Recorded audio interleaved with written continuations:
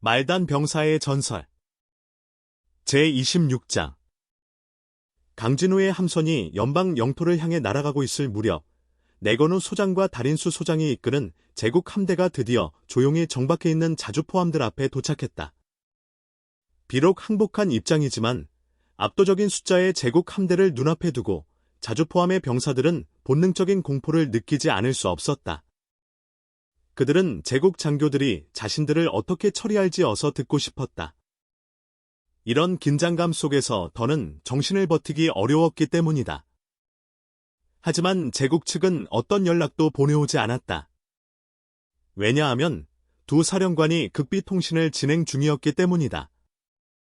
달인수, 연방군의 중위 하나가 이끄는 전력이 이 정도일 줄이야. 내건우는 홀로그램으로 나타난 달인수의 얼굴을 바라보며 감탄했다.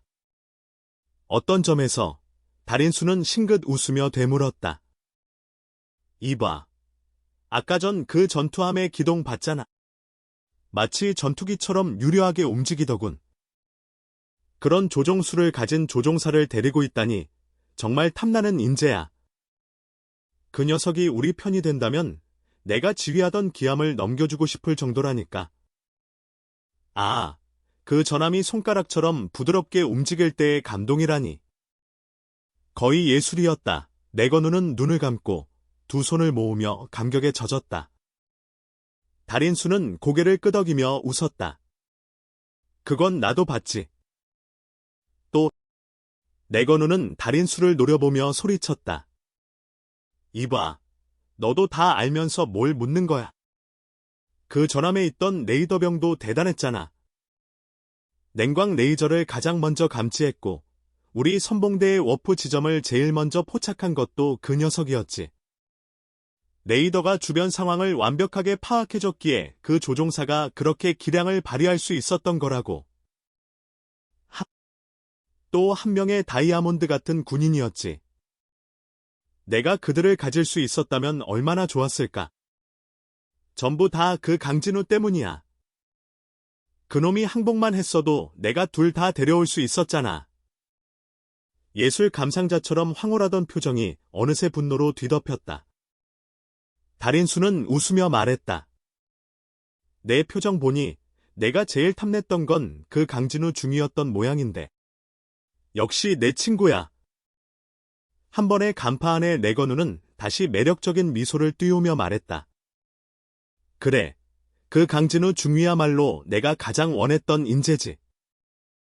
그런 뛰어난 부하들을 거느린 장교라면 그 자체로 엘리트 중의 엘리트라고. 나한테만 와준다면 바로 대령 계급의 천척 함대 지휘권을 줄 텐데 말이지. 그러다 이내 고개를 갸웃했다. 그런데 왜 우리 강진우를 안 쫓았을까? 고속 자망함 하나만 보내도 쉽게 잡을 수 있었을 텐데. 달인수는 고개를 저으며 웃었다.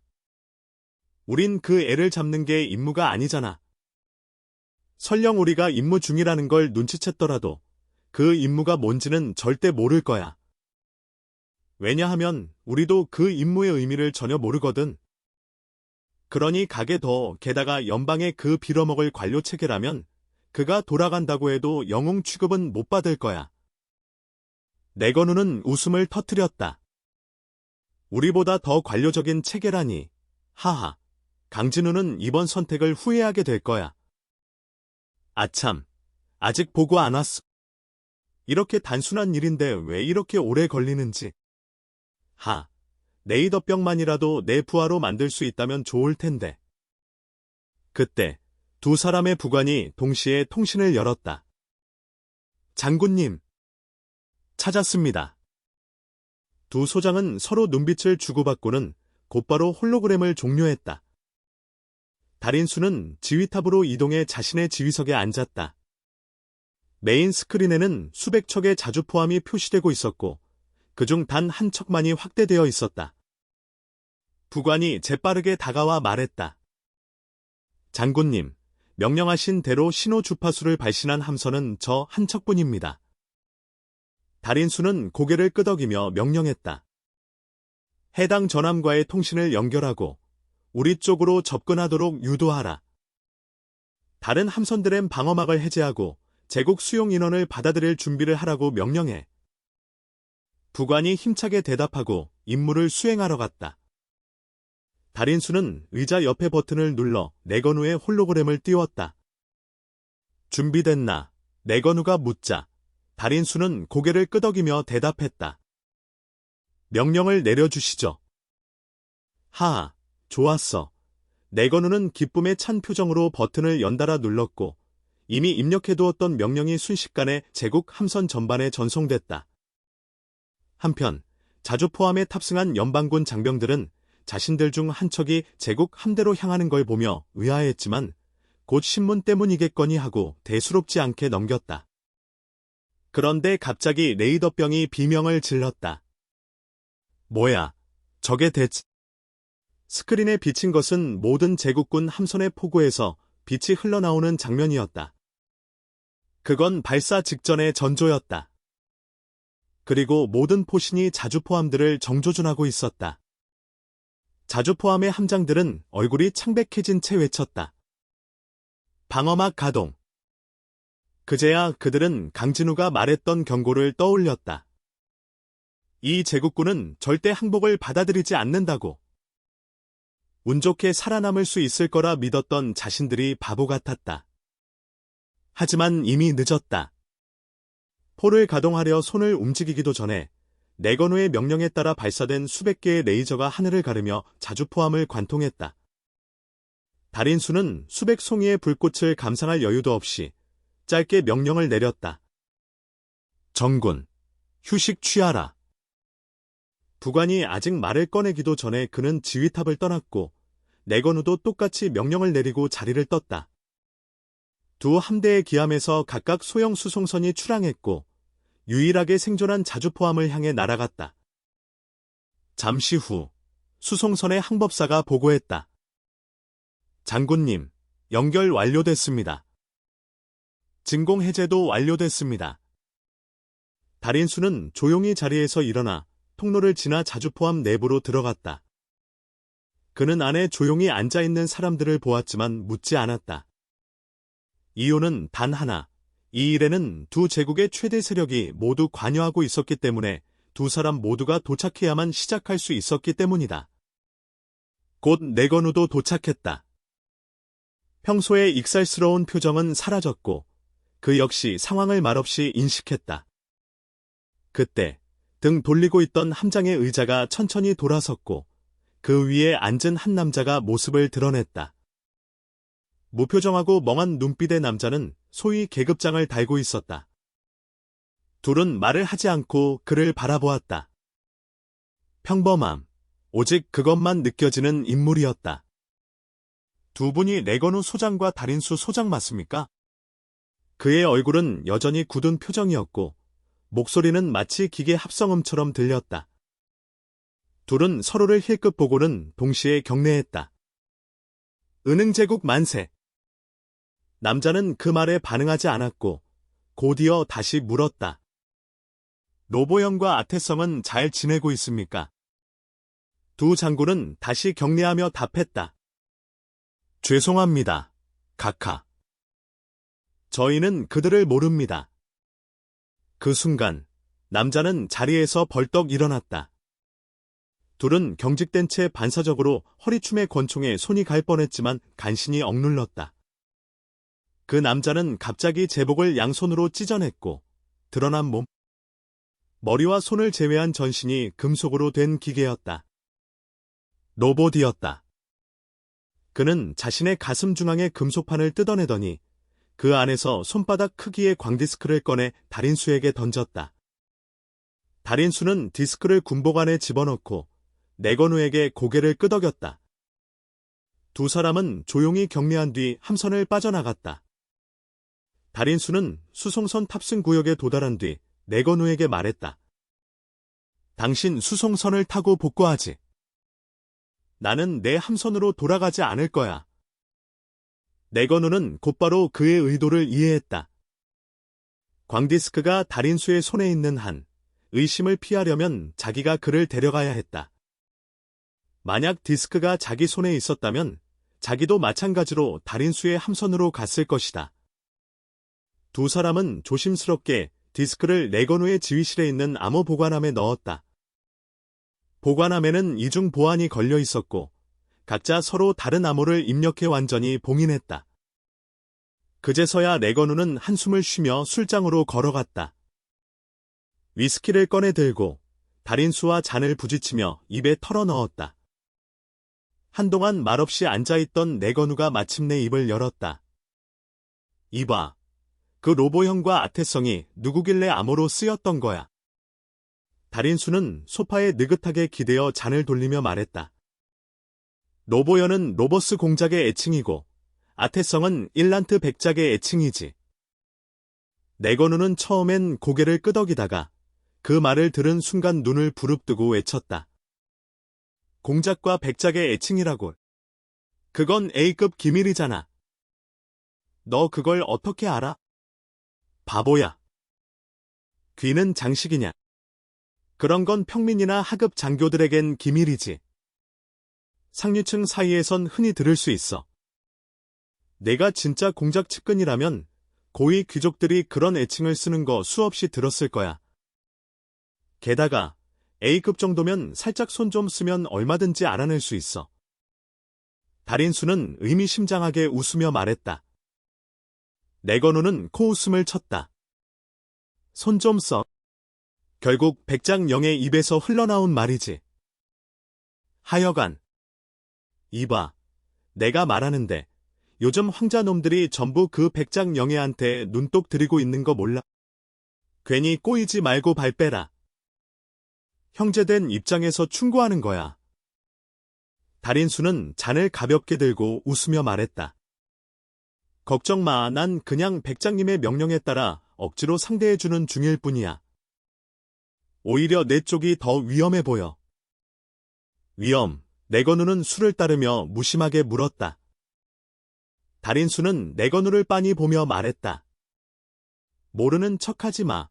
요즘 공작집에서 밤마다 암살 시도 당하는 거 일상이지 않냐. 내건우는 고개를 저으며 고소했다.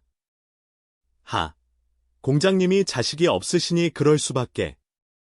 그분께 무슨 일이라도 생기면 그의 영지와 궁정내 입지는 황자놈들 사이에서 쫙쫙 찢겨 나갈 테니까.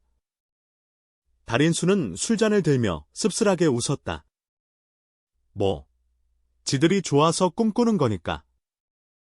하지만 언젠간 깨닫게 되겠지. 자기들이 줄에 매달린 꼭두각시라는 걸 말이야.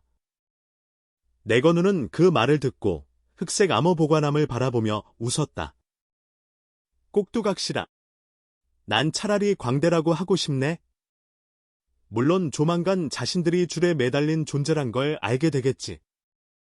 자, 우리의 꼭두각시 광대들에게 건배.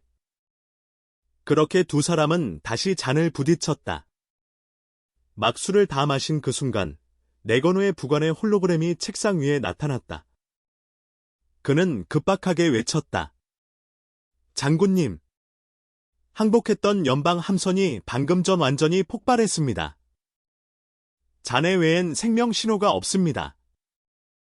두 사람은 순간 멍하니 있었지만 곧 모든 상황을 이해했다. 둘은 눈빛을 교환했고 내건우는 책상 앞으로 가 말했다. 알았다.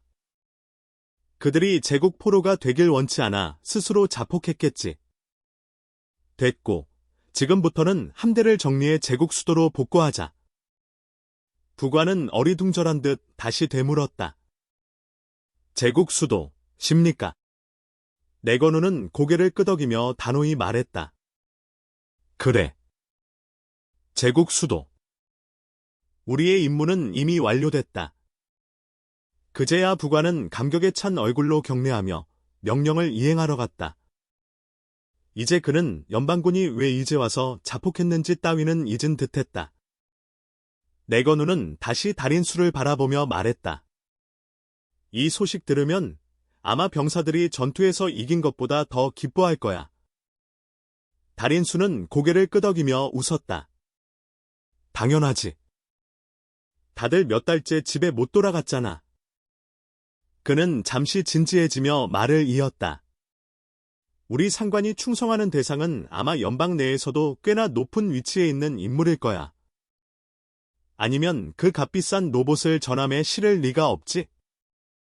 넌 이 모든 게 단순히 자주포함 몇 척을 파괴하고 저 디스크 하나 받기 위한 작전이라고 생각하냐? 특수요원을 보내면 더 빠르고 안전하게 해결할 수 있었을 텐데. 달인수가 암호 보관함을 가리키며 물었다. 네거누는 그 함구스러운 보관함을 한참 바라보다가 이내 수를 따르며 말했다. 뭐 어때? 우린 시키는 대로 움직이면 되는 부하일 뿐이잖아. 달인수는 씁쓸하게 고개를 끄덕이며 잔을 들었다. 붉은 액체가 흔들리는 걸 가만히 바라보며 이렇게 중얼거렸다. 맞아. 아래에 있는 잔은 윗선의 뜻을 알기 힘든 법이지. 그 시각, 연방군 총사령부에 위치한 임시 숙소. 이곳은 원래 야근하는 고위 관료를 위한 휴게 공간이었지만 오명진 원수가 자주 이곳에서 밤을 지새운 덕분에 이제는 사실상 그의 개인 침실처럼 쓰이고 있었다. 경비병들은 내부가 아닌 문 앞에서만 대기 중이었다. 안은 조용했고 하루 종일 연방 전역의 전함 배치를 조정하느라 지친 오명진 원수가 침대에 누워 잠들어 있었다. 어둠 속에서 들려오는 건 그의 규칙적인 숨소리뿐이었다. 그러나 갑자기 오명진 원수는 번개처럼 상체를 일으켰다.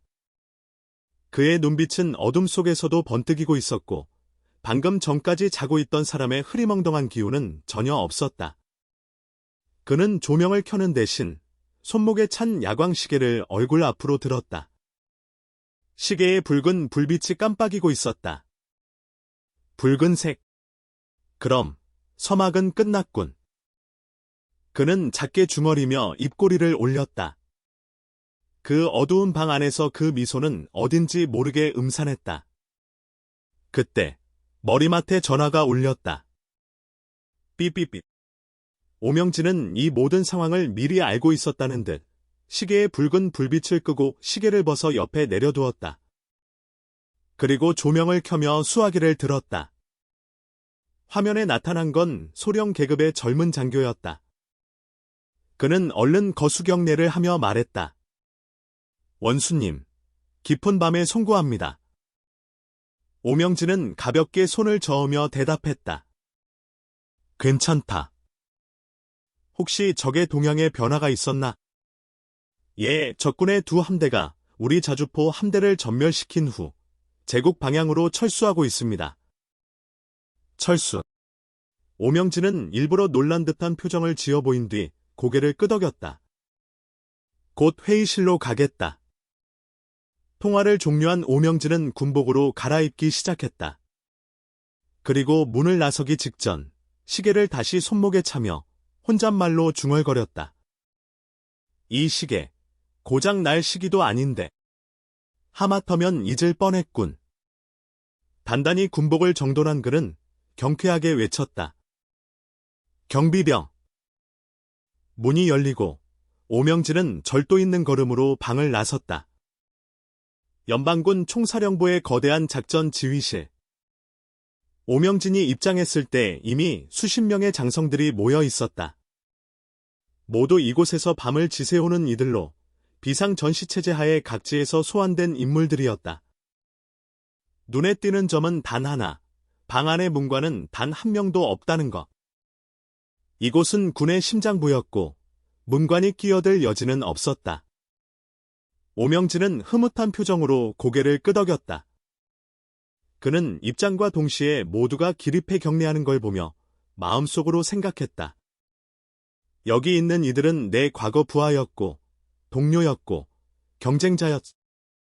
누구는 내 신복이 되었고 누구는 내 정적이 되었고 그렇게 수십 년 정글 같은 군 조직 속에서 기어오른 결과 그는 마침내 가장 높은 자리에 올랐다. 그는 테이블 맨 앞자리에 앉으며 손짓했다. 자, 다들 앉게. 회의 시작하자. 그의 왼편 첫자리에 앉은 중년 대장, 바로 칸무기 대장이 자리에서 일어섰다. 그는 오명진의 오랜 부하였다. 밑바닥 시절부터 함께했고 오명진의 추천으로 지금의 지위까지 올랐다. 원수님, 최신 보고입니다. 칸무기는 버튼을 누르며 말을 이었다. 제국군의 두 증강 함대가 죽음의 구역에서 자주포 부대를 괴멸시킨 후 짧은 정체 끝에 제국 영토로 이동을 시작했습니다. 현재 그들은 작전 구역을 완전히 벗어난 상태입니다. 공중에 펼쳐진 거대한 성계지도. 푸른색으로 표시된 제국 함대가 천천히 이동하고 있었고 자주포 부대는 붉은색 점으로 표시되어 있었지만 90% 이상이 사라진 상태였다. 회의실에 묘한 탄식이 흘렀다. 그 자주포 함대. 불쌍하군. 칸무기가 설명을 이어갔다. 제국군은 작전 개시 전에 냉광 레이저로 안전 통로를 개척했고 우리 자주포 부대가 그 범위에 들어가 있었습니다. 전투 시작과 동시에 우리 부대는 반응도 못하고 90%가 증발했습니다. 그 말을 듣자 여기저기서 한숨이 터졌다. 자주포함은 어차피 전방 테스트용이었고 그 배경에는 대통령의 예산 장난도 있다는 걸 장성들은 익히 알고 있었다. 그때 푸른 제국 함대 중 두 조각이 갈라져 앞쪽으로 빠르게 이동하기 시작했다. 제국 측 선봉 부대입니다. 전투함 2000척이 공간 도약을 시작했으며 우리는 자주포함이 고작 1000척뿐이었습니다. 그러자 전멸이라 예상했던 자주포함들이 갑자기 응집을 시작했고 반격. 붉은 점들이 일제히 어뢰 4발과 주포 1발씩을 쏘아 올리자 제국군의 선봉 부대가 흔적도 없이 사라졌다. 회의실 안은 정적. 정말로 설마 1000척짜리 허접포함들이 어뢰 4000발, 주포 1000발로 제국 정규함대 2000척을 전멸시킨 거야. 이 말은 무례함이 묻어있는 4개의 금성이 달린 장군이 내뱉었다. 오명진은 얼굴도 안 봐도 누군지 알 수 있었다. 바로 자신의 정적, 내이한 대장이었다. 그는 일부러 조롱하듯 말했다. 오명진은 무시하고 칸무기에게만 시선을 고정했다. 칸무기는 민망하게 웃으며 설명했다. 정확한 영상은 없습니다. 현장 센서는 신호 감지용이라. 정황상 자주포함들이 일제히 일격을 날렸고 그 뒤 제국함이 사라졌습니다. 성계지도의 시뮬레이션은 계속 진행되었다. 그런데 이번엔 이상한 점이 포착되었다. 몇백 척의 자주포함이 갑자기 동작을 멈추었고 다른 수백 척이 특정 함선을 쫓기 시작했다. 저건 뭐지? 한 장군이 물었다. 보고에 따르면 추적당한 함선은 항복하지 않으려 했고 나머지는 반란을 일으켜 그를 쫓은 것으로 보입니다. 그러나 도중에 추적 함선들이 하나씩 사라졌고 마지막엔 모두 소멸했습니다. 그제야 모두의 눈에 충격이 떠올랐다. 이건 그 한 척이 자주포함의 기함이라는 뜻이군요. 게다가 제국군 양대 지휘선과도 통신한 기록이 남아 있습니다. 회전하는 붉은 점 하나가 세상의 중심이 되었다. 곧이어 장군들이 동시에 소리쳤다. 그 기함의 지휘관이 누구냐? 칸무기는 신속히 단말기를 두드렸고 결과가 뜨자 기쁜 표정으로 외쳤다. 512 번자주포함 지휘관 강진우 중위. 나이는 19세. 훈련소에서 우수 성적으로 졸업해 소위로 입대했으며 전투 전 고위 장성의 명령으로 한 계급 특진하여 현재는 중위입니다. 19. 이제 곧 상위 계급으로 승진은 따놓은 당상이었다. 회의장에 있는 모든 장군이 부러움에 가득 찼다. 이 나이, 우릴 뛰어넘는군. 그때 오명진 원수는 입꼬리를 살짝 올렸다. 역시 내 눈은 아직 녹슬지 않았군. 그 기묘한 기세, 보통이 아니었지. 그런데 갑자기 한 구석에서 귓속말이 들려왔다.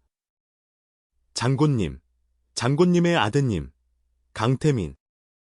나이도 같고, 계급도 같고, 게다가 해골성 군구 출신 아닌가요? 설마, 이름 바꾼 거 아닐까요? 네이아는 당황한 듯 말했다. 그놈이, 설마, 그런 짓을 했다간 다리 부러뜨릴 거야. 그러자 부관이 웃으며 말했다. 정말이면 어떡하시려고? 지금 온 나라가 떠들썩해질 텐데요. 레이아는 당황하며 얼버무렸다. 오명진은 그 대화를 조용히 들으며 속으로 비웃었다. 강태민이? 걔가 훈련소도 안 나온 애가. 하하, 웃기지도 않군. 사실 그가 그쪽 군구에 배속된 것도 오명진의 지시였다. 그 모든 사고를 감시하기 위해서였고, 결정적인 순간에 레이안을 조이는 카드로 쓰기 위해서였다. 그때 오명진의 눈빛이 반짝 빛났다. 하지만 혹시 설마 그는 회의실 탁자를 손끝으로 탁하고 두드리며 일어섰다. 자, 회의는 여기까지. 식사 후에 다시 하도록 하세. 그러고는 칸무기의 멍한 얼굴도 무시한 채 회의실을 떠났다.